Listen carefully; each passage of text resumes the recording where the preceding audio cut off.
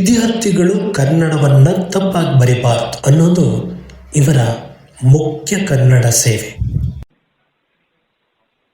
ನೀವೀಗ ಕೇಳುತ್ತಿದ್ದೀರಾ ಮಾಹಿತಿ ಖಜಾನೆಯ ಕಾರ್ಯಕ್ರಮಗಳನ್ನು. ಸಾಹಿತ್ಯ ಲೋಕದ ಹಲವು ಕವಿಗಳು ಹಾಗೂ ವಚನಕಾರರನ್ನು ಪರಿಚಯಿಸುವ ಕಾರ್ಯಕ್ರಮ ಸಾಹಿತ್ಯ ಲೋಕದ ದಿಗ್ಗಜರು. ಕೇಳಿ, ನಿಮ್ಮ ಮೆಚ್ಚಿನ ಮಾಹಿತಿ ಖಜಾನೆಯಲ್ಲಿ ಸಾಹಿತ್ಯ ಲೋಕದ ದಿಗ್ಗಜರು, ವಿವಿಧ ವಚನಕಾರರು ಹಾಗೂ ಕವಿಗಳನ್ನು ಪರಿಚಯಿಸುವ ವಿಶೇಷ ಮಾಲಿಕೆ. ನೀವು ಕೇಳಿ, ನಿಮ್ಮ ಸ್ನೇಹಿತರಿಗೂ ಕೇಳಿಸಿ ಹಾಗೂ ನಿಮ್ಮ ಅನಿಸಿಕೆ ಅಭಿಪ್ರಾಯಗಳನ್ನು ಕಮೆಂಟ್ ಮುಖಾಂತರ ತಿಳಿಸಬಹುದು. ಇನ್ನು ಯಾರು ಸಬ್ಸ್ಕ್ರೈಬ್ ಮಾಡದೆ ನೋಡ್ತಾ ಇದ್ದೀರಿ, ಈ ಕೂಡಲೇ ಸಬ್ಸ್ಕ್ರೈಬ್ ಮಾಡಿಕೊಳ್ಳಿ.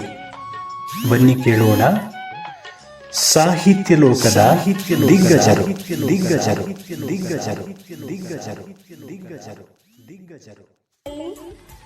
ಬೆಲ್ ಐಕಾನ್ ಅನ್ನು ಕ್ಲಿಕ್ ಮಾಡುವುದರ ಮೂಲಕ ಸಬ್ಸ್ಕ್ರೈಬ್ ಆಗಿ. ಆತ್ಮೀಯ ಕೇಳುಗರೆ, ತಮ್ಮೆಲ್ಲರಿಗೂ ನಮಸ್ಕಾರ. ಮಾಹಿತಿ ಖಜಾನೆಯ ಸಾಹಿತ್ಯ ಲೋಕದ ದಿಗ್ಗಜರು ಕಾರ್ಯಕ್ರಮಕ್ಕೆ ಪ್ರೀತಿಯ ಸ್ವಾಗತ. ಇವತ್ತು ನಾವು ಸಾಹಿತ್ಯ ಲೋಕದಲ್ಲಿ, ಸಂಶೋಧನೆಯಲ್ಲಿ, ವಿಮರ್ಶಾ ಬರಹದಲ್ಲಿ ತಮ್ಮನ್ನು ತಾವು ತೊಡಗಿಸಿಕೊಂಡಂತಹ ಶ್ರೀಯುತ ಎಚ್.ಎಸ್. ಸತ್ಯನಾರಾಯಣ ಇವರನ್ನ ಸಂಪೂರ್ಣವಾಗಿ ಪರಿಚಯ ಮಾಡಿಕೊಳ್ಳೋಣ. ಬನ್ನಿ, ಹಾಗಿದ್ರೆ ಇವರು ಯಾರು, ಇವರ ಇತಿಹಾಸ ಏನು, ಇವರ ವಿಶೇಷತೆ ಏನು, ಇವೆಲ್ಲವನ್ನು ಅರ್ಥ ಮಾಡ್ಕೊಳ್ಳೋದಕ್ಕೆ ನೀವು ಈ ಸಂಚಿಕೆಯನ್ನ ಸಂಪೂರ್ಣವಾಗಿ ಕೇಳಬೇಕಾಗುತ್ತೆ. ಬನ್ನಿ, ಹೆಚ್ಚು ತಡ ಮಾಡದೆ ಇವತ್ತಿನ ಸಂಚಿಕೆಯನ್ನ ಪ್ರಾರಂಭ ಮಾಡೋಣ. ಇನ್ನು ಯಾರು ಸಬ್ಸ್ಕ್ರೈಬ್ ಮಾಡ್ಕೊಳ್ಳದೆ ನೋಡ್ತಾ ಇದ್ದರೆ ಈ ಕೂಡಲೇ ಸಬ್ಸ್ಕ್ರೈಬ್ ಮಾಡ್ಕೊಳ್ಳಿ ಅಂತ ಹೇಳ್ತಾ ಕಾರ್ಯಕ್ರಮದಲ್ಲಿ ಮುಂದುವರಿಯೋಣ. ಡಾಕ್ಟರ್ ಎಚ್.ಎಸ್. ಸತ್ಯನಾರಾಯಣ ಅವರು ಕನ್ನಡ ಸಂಶೋಧನೆ, ಚಿಂತನೆ, ಇತಿಹಾಸದಲ್ಲಿ ತಮ್ಮದೇ ಆದಂತಹ ಮಹತ್ವವನ್ನು ಪಡೆದಂತಹ ವ್ಯಕ್ತಿ. ಕನ್ನಡ ಸಾಹಿತ್ಯ ಲೋಕದಲ್ಲಿ ಸುಮಾರು 3 ದಶಕಗಳಿಂದ ಸಕ್ರಿಯರಾಗಿರುವ ಡಾಕ್ಟರ್ ಎಚ್.ಎಸ್. ಸತ್ಯನಾರಾಯಣ ಅವರು ತಮ್ಮನ್ನು ತಾವು ಸಾರ್ವಜನಿಕ ಉಪನ್ಯಾಸ ಮಾಲಿಕೆಯಲ್ಲಿ ಹಾಗೂ ಬೋಧನೆಯಲ್ಲಿ ತಮ್ಮನ್ನು ತಾವು ತೊಡಗಿಸಿಕೊಂಡಿದ್ದಾರೆ.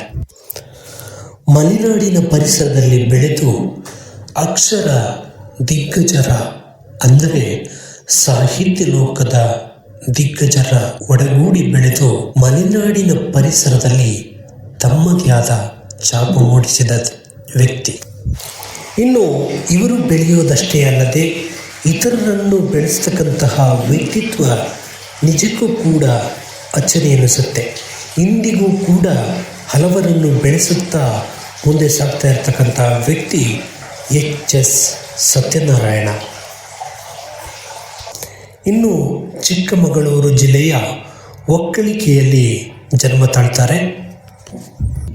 ಇದಿಷ್ಟೇ ಅಲ್ಲದೆ ಕುವೆಂಪು ಅವರ ಕುಪ್ಪಳ್ಳಿಯಲ್ಲಿ ಬೆಳೆದ ನಮ್ಮ ಸತ್ಯನಾರಾಯಣ ಅವರು ಸಾಹಿತ್ಯಕ್ಕೆ ತಮ್ಮದೇ ಆದ ವಿಮರ್ಶಾತ್ಮಕ ಕೊಡುಗೆಗಳನ್ನು ನೀಡಿದ್ದಾರೆ. ಸತ್ಯನಾರಾಯಣ ಅವರು ಆಗಸ್ಟ್ 1, 1969ರಂದು ಚಿಕ್ಕಮಗಳೂರು ಜಿಲ್ಲೆಯ ಒಕ್ಕಲಿಕೆಯಲ್ಲಿ ಜನ್ಮ ತಾಳ್ತಾರೆ. ಸ್ನೇಹಿತರೆ, 69. ಎಚ್.ಕೆ. ಶ್ರೀನಿವಾಸ್ ಮತ್ತು ತಾಯಿ ಇಂದಿರಾ ದಂಪತಿಗಳ ಮಗನಾಗಿ ಜನಿಸ್ತಾರೆ. ಮೊದಲೇ ಮಲೆನಾಡು ಸಾಹಿತ್ಯಕ್ಕೆ ಶ್ರೀಮಂತಿಕೆಯನ್ನು ಪಡೆದಂತಹ ಒಂದು ಪ್ರದೇಶ. ಇದೇ ಪ್ರಕಾರವಾಗಿ ಮಲೆನಾಡಿನಲ್ಲಿ ಹಲವು ಮಂದಿ ತಮ್ಮ ಸಾಹಿತ್ಯ ಕೃಷಿಯನ್ನು ಪ್ರಾರಂಭ ಮಾಡಿರ್ತಕ್ಕಂಥದ್ದು ತಮ್ಮೆಲ್ಲರಿಗೂ ತಿಳಿದ ವಿಷಯ. ಇನ್ನು ಅವರೇ ಒಪ್ಪಿಕೊಂಡಿರುವಂತೆ ಬಾಲ್ಯದಲ್ಲಿ ಅಷ್ಟೇನು ವಿದ್ಯಾವಂತರಾಗಿರಲಿಲ್ಲ. ಅಂದರೆ ಶೈಕ್ಷಣಿಕ ವಾತಾವರಣದಲ್ಲಿ ಅಷ್ಟೇನು ತಮ್ಮನ್ನು ತಾವು ತೊಡಗಿಸ್ಕೊಂಡಿರಲಿಲ್ಲ. ಇನ್ನು ಅವರಿಗೆ ಪಾಠ ಪ್ರವಚನಕ್ಕಿಂತ ಪ್ರಮುಖವಾಗಿ ಕಥೆಗಳು, ಹಾಡುಗಳು, ಹಬ್ಬ ಹರಿದಿನಗಳು, ಕಾದಂಬರಿಗಳಲ್ಲಿ ತಮ್ಮನ್ನು ತಾವು ತೊಡಗಿಸ್ಕೊಳ್ತಾ ಇದ್ದರು. ಅಂದರೆ ಸಾಹಿತ್ಯಕ್ಕೆ ತಮ್ಮನ್ನು ತಾವು ತೊಡಗಿಸ್ಕೋಬೇಕು ಅಂತಕ್ಕಂಥದ್ದು ಬಾಲ್ಯದಲ್ಲಿಯೇ ಮೂಡಿದ ಒಂದು ಪ್ರೇಮ ಅಂತಲೇ ಹೇಳ್ಬೋದು. ಎಲ್ರಿಗೂ ಕೂಡ ವಿದ್ಯೆ ಅನ್ನೋದು ದಕ್ಕಲಿಲ್ಲ ಅಂದಾಗ ಅಥವಾ ನಾನೇನಾದರೂ ಸಾಧನೆ ಮಾಡಬೇಕು ಅಂದಾಗ ಬರ್ತಕ್ಕಂಥದ್ದು ಇಂತಹ ಒಂದು ಅವಕಾಶ. ಅದೇ ಪ್ರಕಾರವಾಗಿ ಸಿನಿಮಾಗಳನ್ನು ನೋಡ್ತಕ್ಕಂಥದ್ದು, ಹಾಡುಗಳನ್ನ ಕೇಳ್ತಕ್ಕಂಥದ್ದು, ಹಾಗೆ ನಾಟಕಗಳನ್ನು ಕೇಳ್ತಕ್ಕಂಥದ್ದು ಇದು ನಮ್ಮ ಸತ್ಯನಾರಾಯಣ ಅವರ ಅಭ್ಯಾಸವಾಗಿತ್ತು ಬಾಲ್ಯದಿಂದಲೂ ಕೂಡ. ಇನ್ನು ಇವರು ಪ್ರಮುಖವಾಗಿ ಬಾಲ್ಯದಲ್ಲಿ ತಮ್ಮ ಅಕ್ಕಂದಿರು ಓದ್ತಾ ಇದ್ದ MK ಇಂದಿರಾ, ತ್ರಿವೇಣಿ, ವಾಣಿಯವರ ಕಾದಂಬರಿಗಳು ಇವರ ಸಾಹಿತ್ಯ ಅಭಿರುಚಿಗೆ ಪ್ರಭಾವ ಬೀರಿದ ಕಾದಂಬರಿಗಳು ಅಂತ ನಾವು ಹೇಳ್ಬೋದು. ಇನ್ನು ಬಾಲ್ಯದಲ್ಲಿಯೇ ಪೂತಿನ, ದ.ರಾ ಬೇಂದ್ರೆಯವರ ಅವರನ್ನು ಹತ್ತಿರದಿಂದ ಕಂಡಂತಹ ಭಾಗ್ಯ ಇವರದಾಗಿತ್ತು. ಇನ್ನು ಇವರು 6ನೇ ತರಗತಿಯಲ್ಲಿದ್ದಾಗ ಪೂತಿನ ಅವರನ್ನು ಹಾಗೂ 7ನೇ ತರಗತಿಯಲ್ಲಿದ್ದಾಗ ದ.ರಾ ಬೇಂದ್ರೆಯವರನ್ನು ಹತ್ತಿರದಿಂದ ಕಂಡಿದ್ದರು. ಇದು ಸಾಹಿತ್ಯ ಲೋಕಕ್ಕೆ ಮತ್ತೆ ನಮ್ಮ H.S. ಸತ್ಯನಾರಾಯಣ ಅವರು ಪಾದಾರ್ಪಣೆ ಮಾಡೋದಕ್ಕೆ ಹಾಗೆ ಸಾಹಿತ್ಯದ ಮೇಲೆ ಅಭಿರುಚಿ ಬೆಳೆಯೋದಕ್ಕೆ ಕಾರಣ ಆಯಿತು.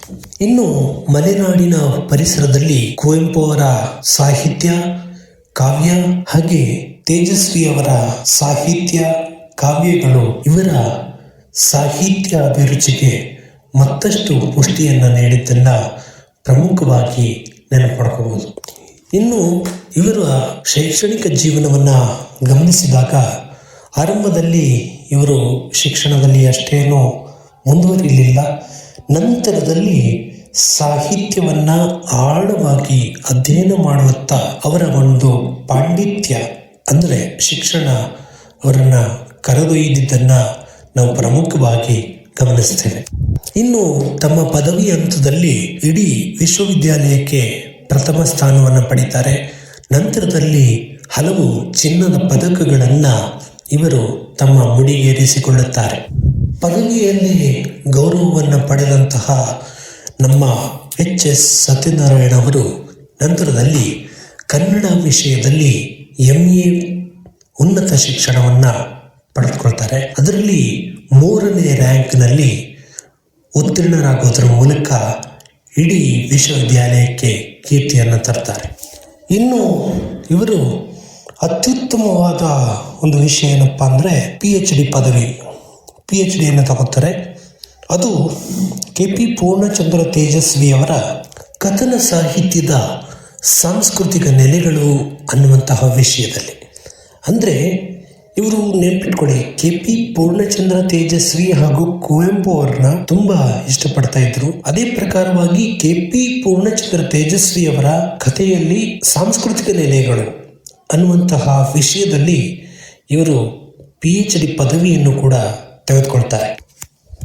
ಇವರು ಆ ಸಾಹಿತ್ಯದಲ್ಲಿ ಏನು ಮಾಡಿದ್ರಪ್ಪ ಅಂದರೆ ಇದನ್ನ ಕೇವಲ ಕಥೆಯನ್ನಾಗಿ ನೋಡದೆ ಅದರ ಹಿಂದಿರ್ತಕ್ಕಂತಹ ವೈಜ್ಞಾನಿಕ ಸತ್ಯ ಏನು, ಸಮಾಜದ ಪ್ರಜ್ಞೆ ಏನು ಅನ್ನೋದನ್ನ ಶ್ರೀಯುತ H.S. ಸತ್ಯನಾರಾಯಣ ಅವರು ತಮ್ಮ PhD ಪದವಿಯಲ್ಲಿ ಕಂಡುಕೊಂಡ್ರು. ಅಂದರೆ KP ಪೂರ್ಣಚಂದ್ರ ತೇಜಸ್ವಿಯವರು ಈ ಕಥೆಯನ್ನು ಬರೆಯೋದಕ್ಕೆ ಕಾರಣ ಏನು, ಈ ಕಥನಗಳ ನಿಜವಾದ ಅರ್ಥ ಏನು, ವೈಜ್ಞಾನಿಕ ಸತ್ಯ ಏನು ಅನ್ನೋದನ್ನು ಅರ್ಥ ಮಾಡ್ಕೊಳ್ಳೋದಕ್ಕೆ ಪ್ರಯತ್ನ ಪಟ್ಟರು. ಕೇಳುಗರೆ, ತೇಜಸ್ವಿಯವರ ಕೃತಿಗಳ ಬಗ್ಗೆ ಅರ್ಥ ಮಾಡ್ಕೋಬೇಕು ಅಂದರೆ ಇಂದಿಗೂ ಕೂಡ H.S. ಸತ್ಯನಾರಾಯಣ ಅವರ ಈ ಆಕಾರ ಗ್ರಂಥ ನಿಮಗೆ ಸಿಗುತ್ತೆ. ಅದನ್ನು ನೀವು ನೋಡೋದ್ರ ಮೂಲಕ ತೇಜಸ್ವಿಯವರ ಸಾಹಿತ್ಯವನ್ನು ಕೂಡ ಅರ್ಥ ಮಾಡ್ಕೋಬಹುದು. ಅವರನ್ನು ಕೂಡ ಮುಂದಿನ ಸಂಚಿಕೆಗಳಲ್ಲಿ ಪರಿಚಯಿಸೋಣ. ಇನ್ನು ಇವರ ವೃತ್ತಿ ಜೀವನವನ್ನು ಗಮನಿಸ್ತಾ ಹೋಗೋದಾದರೆ ಇವರು ಪದವಿ ಪೂರ್ವ ಶಿಕ್ಷಣ ಇಲಾಖೆಯಲ್ಲಿ ಕನ್ನಡ ಉಪನ್ಯಾಸಕರಾಗಿ ಕಳೆದ 22 ವರ್ಷಗಳಿಂದ ಕಾರ್ಯನಿರ್ವಹಿಸ್ತಾ ಇದ್ದಾರೆ. 1993ರಲ್ಲಿ ಇವರ ವೃತ್ತಿ ಜೀವನ ಪ್ರಾರಂಭವಾಗುತ್ತೆ. ಇನ್ನು ಬೆಂಗಳೂರಿನ APS ಹಾಗೂ ಬಾಳೆಹೊನ್ನೂರಿನಲ್ಲಿ ಕೂಡ ಇವರು ಅರೆಕಾಲಿಕ ಉಪನ್ಯಾಸಕರಾಗಿ ಕಾರ್ಯನಿರ್ವಹಿಸಿದ ಅನುಭವ ಇದೆ. 1997ರಿಂದ ಇವರು ಸರ್ಕಾರಿ ಕಾಲೇಜುಗಳಿಗೆ ನೇಮಕಗೊಂಡಿದ್ದನ್ನು ಪ್ರಮುಖವಾಗಿ ಗಮನಿಸ್ತೇವೆ. ಪ್ರಸ್ತುತ ಅವರು ಚಿಕ್ಕಮಗಳೂರಿನ ಪದವಿ ಪೂರ್ವ ಕಾಲೇಜಿನಲ್ಲಿ ಕನ್ನಡ ಉಪನ್ಯಾಸಕರಾಗಿ ಕಾರ್ಯನಿರ್ವಹಿಸ್ತಾ ಇದ್ದಾರೆ. ಇನ್ನು ಇವರು ವಿದ್ಯಾರ್ಥಿಗಳಿಗೆಲ್ಲ ಮೆಚ್ಚಿನ ಶಿಕ್ಷಕರು. ಯಾಕಪ್ಪ ಅಂದರೆ ಇವರು ಮಾಡುವಂತಹ ಸೇವೆ ನಿಜಕ್ಕೂ ಕೂಡ ನಿಮಗೆಲ್ಲರಿಗೂ ಕೂಡ ಅಚ್ಚರಿ ಆಗುತ್ತೆ.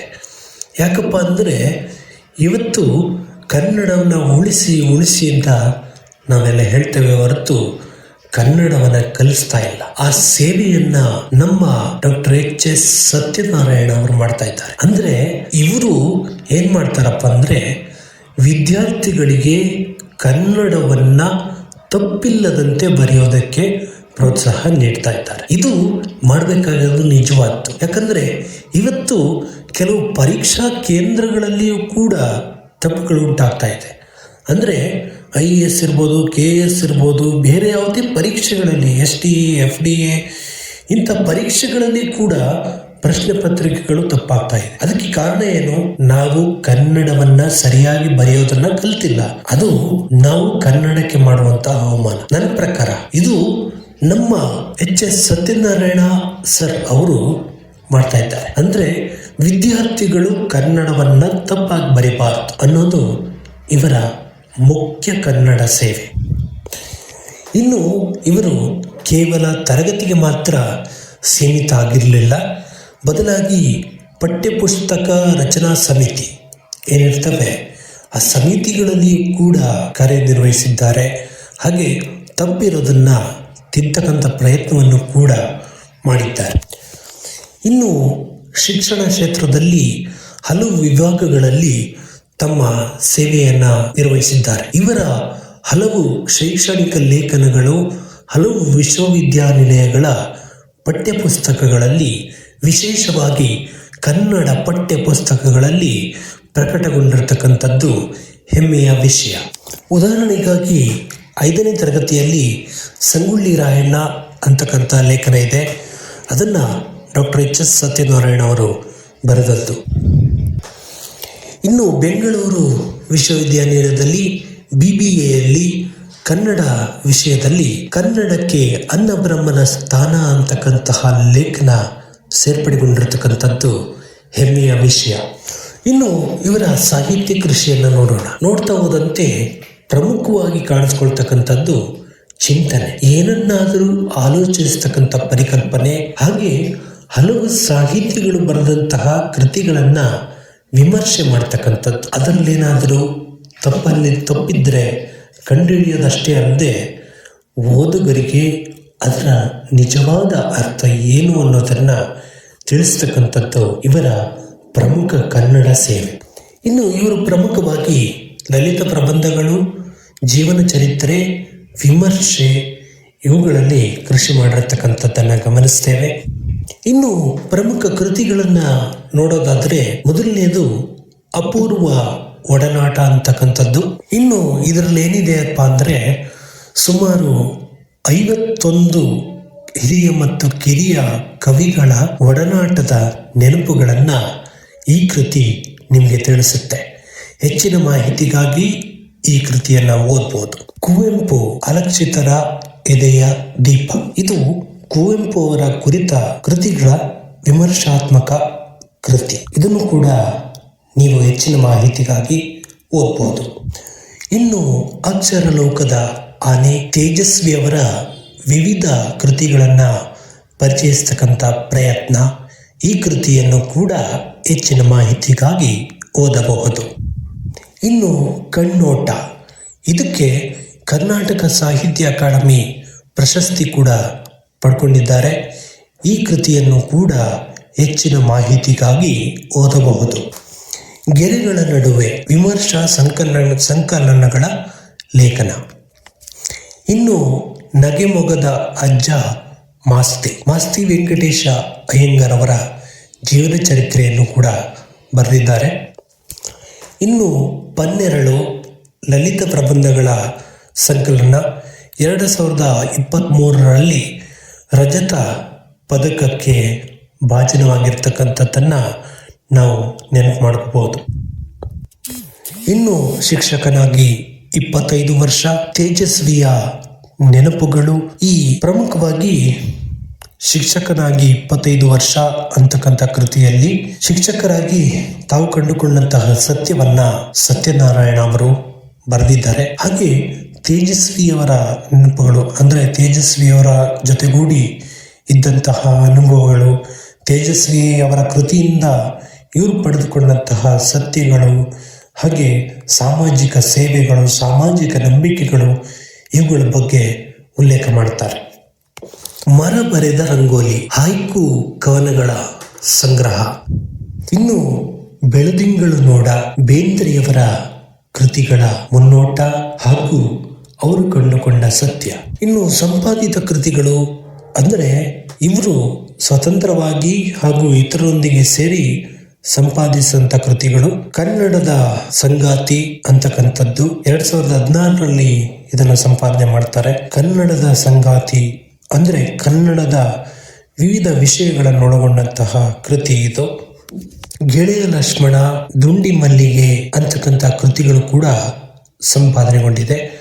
ಗೆಳೆಯ ಲಕ್ಷ್ಮಣ ಅಂದರೆ BR ಲಕ್ಷ್ಮಣರಾವ್ ಅವರ ಕೃತಿಗಳನ್ನು ಒಳಗೊಂಡಂತಹ ಒಂದು ಕೃತಿ ಇದು. ಅಂದರೆ ಅವರ ಕೃತಿಯಲ್ಲಿ ಏನಿದೆ ಅನ್ನೋದನ್ನು ಇವರು ಹೇಳ್ತಾರೆ, ಸಂಪಾದನೆ ಮಾಡುತ್ತಾರೆ. ಅದೇ ಪ್ರಕಾರವಾಗಿ ದುಂಡಿ ಮಲ್ಲಿಗೆ ಅಂದರೆ ಡುಂಡಿರಾಜ್ ಅವರ ಒಂದು ಜೀವನ ಶೈಲಿ ಹಾಗೆ ಅವರ ವ್ಯಕ್ತಿತ್ವವನ್ನು ಪರಿಚಯಿಸ್ತಕ್ಕಂಥ ಕೃತಿ. ಇನ್ನು ಉಪನ್ಯಾಸ ಮಾಲಿಕೆ ಮತ್ತು ಸಾರ್ವಜನಿಕ ಸಂಪರ್ಕದ ಬಗ್ಗೆ ಸ್ವಲ್ಪ ನೋಡಲೇಬೇಕು. ಯಾಕಂದರೆ ಇವತ್ತಿಗೂ ಕೂಡ ಅವರು ತಮ್ಮನ್ನು ತಾವು ತೊಡಗಿಸ್ಕೊಂಡಿರ್ತಕ್ಕಂಥದ್ದು ಉಪನ್ಯಾಸ ಮಾಲಿಕೆಯಲ್ಲಿ. ಸುಮಾರು 3000ಕ್ಕೂ ಹೆಚ್ಚು ಉಪನ್ಯಾಸವನ್ನು ನಾಡಿನಾದ್ಯಂತ ಇವತ್ತು ನೀಡಿದ್ದಾರೆ. ಅಂದರೆ ಕನ್ನಡ ಸಾಹಿತ್ಯವನ್ನು ಮರೆತು ಹೋಗ್ತಾ ಇರ್ತಕ್ಕಂಥ ಕಾಲದಲ್ಲಿ ಕನ್ನಡ ಸಾಹಿತ್ಯವನ್ನು ನೆನಪು ಮಾಡ್ತಕ್ಕಂಥದ್ದು ಇಂತಹ ವ್ಯಕ್ತಿಗಳಿಂದ ಮಾತ್ರ ಸಾಧ್ಯ ಅಂತ ನಾನಾದರೂ ಭಾವಿಸ್ತೀನಿ. ಇನ್ನು ಇವತ್ತಿಗೂ ಕೂಡ ಜನಪ್ರಿಯತೆ ಪಡ್ಕೊಂಡಿರ್ತಕ್ಕಂಥದ್ದು ಅಂದರೆ ಬೇಂದ್ರೆಯವರ ಪದ್ಯದ ವಿಮರ್ಶೆ ಮತ್ತು ಅದರ ಬಗ್ಗೆ ಅವರ ಮಾತುಗಳು. ಅದನ್ನು ಕೇಳೋದಕ್ಕೆ ಇವತ್ತಿಗೂ ಕೂಡ ಜನರು ಹಂಬಲಿಸ್ತಾರೆ. ಅಂದರೆ ಅವರ ಮಾತಿನ ಸ್ಪಷ್ಟತೆ, ಅವರ ಜ್ಞಾನ ಇವೆಲ್ಲವೂ ಕೂಡ ಅವರಿಗೆ ಒಂದು ಕೀರ್ತಿಯನ್ನು ತಂದುಕೊಟ್ಟಿದೆ. ಇನ್ನು ಇವರು ದೆಹಲಿ ಮತ್ತು ಹೈದರಾಬಾದ್ ಕನ್ನಡ ಸಂಘಗಳಲ್ಲಿಯೂ ಕೂಡ ಸಂಪನ್ಮೂಲ ವ್ಯಕ್ತಿಗಳಾಗಿ ಭಾಗವಹಿಸಿದ್ದಾರೆ.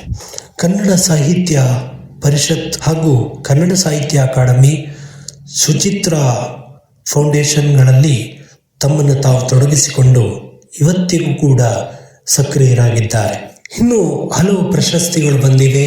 ಅವುಗಳಲ್ಲಿ ರಾಜ್ಯ ಮಟ್ಟದ ಅತ್ಯುತ್ತಮ ಉಪನ್ಯಾಸಕ ಪ್ರಶಸ್ತಿ 2017ರಿಂದ 18. ಇನ್ನು ಕರ್ನಾಟಕ ಅಕಾಡೆಮಿ ಪುಸ್ತಕ ಬಹುಮಾನ 2021.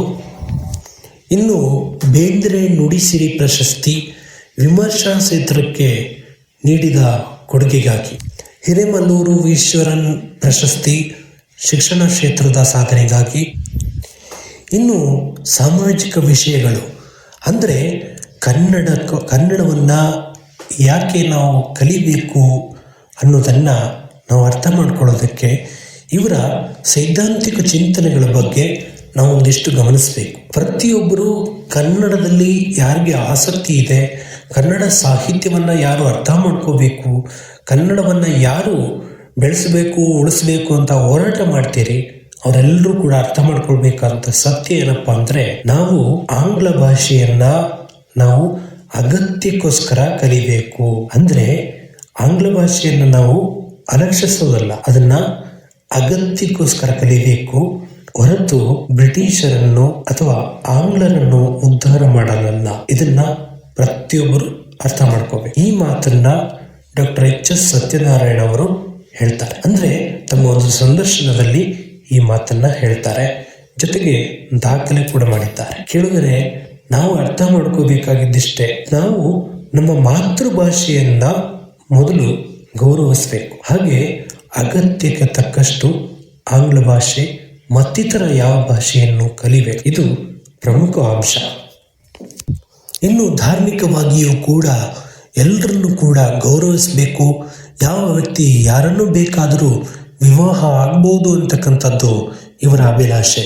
ಮತ್ತೊಂದು ವಿಷಯ ಏನಪ್ಪ ಅಂದರೆ, ಕನ್ನಡವನ್ನು ಪ್ರೀತಿಸೋದಕ್ಕೆ ನೂರಾರು ಕಾರಣಗಳಿದೆ ಅಂತಹ ಮಾತಿನೊಂದಿಗೆ ಪ್ರತಿ ವಿದ್ಯಾರ್ಥಿ ಕನ್ನಡವನ್ನು ಕಲಿಯೋದಕ್ಕೆ ಪ್ರೋತ್ಸಾಹ ನೀಡ್ತಕ್ಕಂಥದ್ದು, ಕನ್ನಡ ಶಾಲೆಗಳನ್ನು ಉಳಿಸೋದಕ್ಕೆ ಇವರು ತಮ್ಮದೇ ಆದ ನೆಲೆಯಲ್ಲಿ ಪ್ರಯತ್ನ ಪಡ್ತಾ ಇದ್ದಾರೆ. ಇವತ್ತು ವ್ಯಾಗ್ನೇಟ್ ಅಂತಕ್ಕಂತಹ ಹೆಸರಿನಲ್ಲಿ 40,000 ಶಾಲೆಯನ್ನು ಮುಚ್ಚೋದಕ್ಕೆ ಹೊರಟಿದೆ ಸರ್ಕಾರ ಅಂತಕ್ಕಂಥದ್ದು ಗೊತ್ತಿದೆ. ಆದರೆ ಅದನ್ನು ತಡೆಗಟ್ಟಬೇಕು. ಅವೆಲ್ಲವೂ ಕೂಡ ನಿಂತು ಕನ್ನಡ ಶಾಲೆ ಉಳಿಬೇಕು. ಕನ್ನಡದಲ್ಲಿ ಎಲ್ಲಿವರೆಗೂ ವಿದ್ಯಾರ್ಥಿಗಳು ಕನ್ನಡವನ್ನು ಓದ್ತಾರೆ ಅಲ್ಲಿವರೆಗೂ ಕನ್ನಡ ಶಾಲೆಗಳು ಮುಚ್ಚಬಾರದು ಅಂತಕ್ಕಂಥದ್ದು ನನ್ನ ಆಶಯ, ಹಾಗೆ ನಿಮ್ಮ ಮೆಚ್ಚಿನ ವಾಹಿನಿಯ ಒಂದು ಕೋರಿಕೆ. ಇನ್ನು ಕೊನೆಯದಾಗಿ ಹೇಳೋದಾದರೆ, ಯಾವುದೇ ಒಬ್ಬ ವ್ಯಕ್ತಿ ತನ್ನನ್ನು ತಾನು ರೂಪಿಸ್ಕೊಂಡಾಗ ಅವರ ಹಿಂದೆ ಶಿಕ್ಷಕರು ಇರಬೇಕು. ಶಿಕ್ಷಕರು ಹೇಗಿರಬೇಕು ಅನ್ನೋದನ್ನ ಈ ಸಂಚಿಕೆಯನ್ನು ಕೇಳಿ ಅರ್ಥ ಮಾಡ್ಕೋಬೇಕು. ನಾವು ಕನ್ನಡ ಸೇವೆಯನ್ನು ಮಾಡಬೇಕು ಅಂತಕ್ಕಂತಹ ಧ್ಯೇಯವನ್ನು ಒಳಗೊಂಡಿರ್ತೀವಿ. ಆದರೆ ಕನ್ನಡ ಸೇವೆಯನ್ನು ಹೇಗೆ ಮಾಡಬೇಕು, ಕನ್ನಡವನ್ನು ಹೇಗೆ ಕಲಿಸ್ಬೇಕು ಅನ್ನೋದನ್ನು ನಾವು ಅರ್ಥ ಮಾಡ್ಕೊಳ್ಳೋದಿಲ್ಲ. ನಾವು ಅವರದೇ ಭಾಷೆಯಲ್ಲಿ ಮಾತನಾಡಿ ಅವರನ್ನು ಕಳಿಸ್ತೀವಿ. ಆದರೆ ಇವತ್ತಿಗೂ ಕೂಡ ಕನ್ನಡ ಭಾಷೆ ಯಾಕೆ ಇವತ್ತು ಮಾತಾಡ್ತಾ ಇಲ್ಲ, ಕನ್ನಡ ಭಾಷೆ ಯಾಕೆ ಇವತ್ತು ಭಾಷೆಯಾಗಿ ಉಳಿದಿಲ್ಲ ಅಂದರೆ ನಿಜಕ್ಕೂ ಕೂಡ ಬೇಸರದ ವಿಷಯ. ಅವುಗಳ ಬಗ್ಗೆ ಮಾತಾಡೋದು ಒಳ್ಳೆಯದಲ್ಲ. ಇಂತಹ ಶಿಕ್ಷಕರು ಏನಿದ್ದಾರೆ, ಸತ್ಯನಾರಾಯಣಂತಹ ಶಿಕ್ಷಕರೇನಿದ್ದಾರೆ, ಇಂಥವರು ಇನ್ನೂ ಚಿರಕಾಲ ಇರಬೇಕು. ಹಾಗೆ ಅವರ ಅನುಭವಗಳು ಮತ್ತಷ್ಟು ಮುಂದಿನ ದಿನಗಳಲ್ಲಿ ಬರಲಿವೆ ಅಂತಕ್ಕಂಥ ನಿರೀಕ್ಷೆಯಲ್ಲಿರೋಣ. ಕೇಳುಗರೆ, ಈ ಸಂಚಿಕೆಯನ್ನು ಕೇಳಿ ನಿಮ್ಮೆಲ್ಲರಿಗೂ ಏನನ್ನಿಸ್ತು? ನಿಜಕ್ಕೂ ಕೂಡ ಕನ್ನಡ ಸೇವೆಯನ್ನ ಮಾಡ್ತಿರ್ತಕ್ಕಂಥ ಈ ವ್ಯಕ್ತಿ ಇಂದಿಗೂ ಕೂಡ ಇನ್ನು 5 ವರ್ಷಗಳ ಕಾಲ ಸೇವೆಯಲ್ಲಿರ್ತಾರೆ. ನಂತರ ನಿವೃತ್ತಿ ಆಗ್ತಾರೆ. ನಿವೃತ್ತಿ ಆದ ಮೇಲೆ ತಮ್ಮ ಅನುಭವಗಳನ್ನ ಬರೀತಾರೆ. ಹಾಗೆ ಮುಂದಿನ ದಿನಗಳಲ್ಲಿ ಮತ್ತಷ್ಟು ಕೃತಿಗಳು, ಮತ್ತಷ್ಟು ಆಲೋಚನೆಗಳು ಇವರಿಂದ ಮೂಡಿ ಬರಲಿ ಅಂತಕ್ಕಂಥದ್ದು ನಿಮ್ಮ ಮೆಚ್ಚಿನ ವಾಹಿನಿಯ ಆಶಯ. ನೀವೇನು ಹೇಳ್ತೀರಿ ಈ ವ್ಯಕ್ತಿಯ ಬಗ್ಗೆ? ಈ ವ್ಯಕ್ತಿಯ ವ್ಯಕ್ತಿ ಚಿತ್ರಣ ಹೇಗಿತ್ತು ಅನ್ನೋದನ್ನ ಕಮೆಂಟ್ ಮುಖಾಂತರ ತಿಳಿಸ್ಬೋದು. ಇನ್ನು ಯಾರು ಸಬ್ಸ್ಕ್ರೈಬ್ ಮಾಡದೆ ನೋಡ್ತಾ ಇದ್ರೆ ಈ ಕೂಡಲೇ ಸಬ್ಸ್ಕ್ರೈಬ್ ಮಾಡ್ಕೊಳ್ಳಿ. ಚಂದಾದಾರರಾಗೋದ್ರ ಮೂಲಕ ನಮ್ಮನ್ನು ಬೆಂಬಲಿಸಿ ಅಂತ ಹೇಳ್ತಾ, ಕನ್ನಡಮ್ಮನ ಸೇವೆಯಲ್ಲಿ ಸದಾ ನಾವು ನೀವು ತೊಡಗೋಣ. ಹಾಗೆ ಇಂತಹ ವ್ಯಕ್ತಿಗಳನ್ನ ಮಾದರಿಯನ್ನಾಗಿ ಮಾಡಿಕೊಳ್ಳೋಣ ಅಂತ ಹೇಳ್ತಾ, ಮುಂದಿನ ಕಾರ್ಯಕ್ರಮದಲ್ಲಿ ಮತ್ತಷ್ಟು ವಿಶಿಷ್ಟ ವಿಷಯದೊಂದಿಗೆ ನಿಮ್ಮನ್ನು ಭೇಟಿಯಾಗ್ತೀನಿ. ಅಲ್ಲಿಯವರೆಗೂ ಮಾಹಿತಿ ಖಜಾನೆಯ ಕಾರ್ಯಕ್ರಮಗಳನ್ನ ಕೇಳ್ತಾ ಇರಿ ಅಂತ ಹೇಳ್ತಾ, ಜೈ ಹಿಂದ್.